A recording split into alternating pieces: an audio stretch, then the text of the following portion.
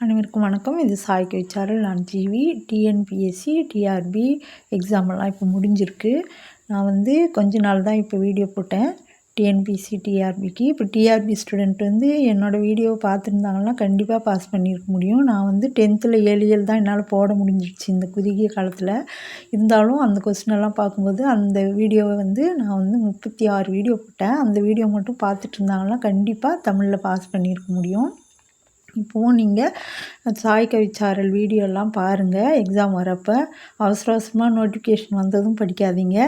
இப்போவே முதல்லேருந்து படிச்சுக்கினீங்கன்னா அப்பப்போ ஈஸியாக இருக்கும். இப்போ நான் டிஎன்பிஎஸ்சியில் ஒரு சிலபஸில் பார்த்தேன், ஊர் பெயர்களின் மருவு. அது அப்பப்போ கொஞ்சம் கொஞ்சமாக ஷார்ட்ஸில் போடலான்னு. இப்போ பாருங்கள், 2 in 1 இதை ஊர் பெயர்களின் மருவோட அகரவரிசையும் போட்டிருக்கேன். பாருங்கள், உதகமண்டலம், உதகை, கும்பகோணம், குடந்தை, கோயம்புத்தூர், கோவை, சைதாப்பேட்டை, சைதை, தஞ்சாவூர், தஞ்சை, திருச்சிராப்பள்ளி, திருச்சி, திருநெல்வேலி, நெல்லை, நாகப்பட்டினம், நாகை, புதுக்கோட்டை, புதுகை, புதுச்சேரி, புதுவை, மயிலாப்பூர், மயிலை, மன்னார்குடி, மன்னை.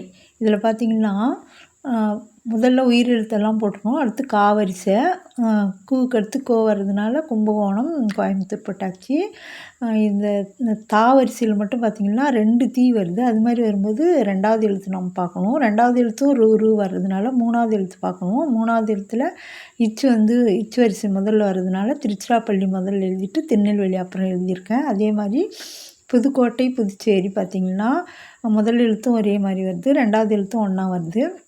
அதனால் 3வது எழுத்து நம்ம பார்க்கணும். 3வது எழுத்தில் முதல்ல வர்றது இக்கு வரிசை தான். அதனால் புதுக்கோட்டை முதல்ல போட்டு புதுச்சேரி அடுத்து போட்டிருக்கேன். அடுத்து மாவரிசையில் 2 வருது, மாமா. அப்போ 2வது எழுத்து நம்ம பார்க்கணும். 2வது எழுத்து வரும்போது யாவரிசை முதல்ல வர்றதுனால மயிலாப்பூர் முதல்ல போட்டு மன்னார்குடி அடுத்து போட்டிருக்கேன். அகரவரிசை பெரும்பாலும் உங்களுக்கு தெரியும், ஆல்பபெட்டிக் ஆர்டர் தான். இருந்தாலும் நான் இதை 2 in 1 இருக்கட்டும்ன்றதுனால நான் ஊர் பெயர்களின் மருவில் அகரவரிசையில் உங்களுக்கு போட்டிருக்கேன்.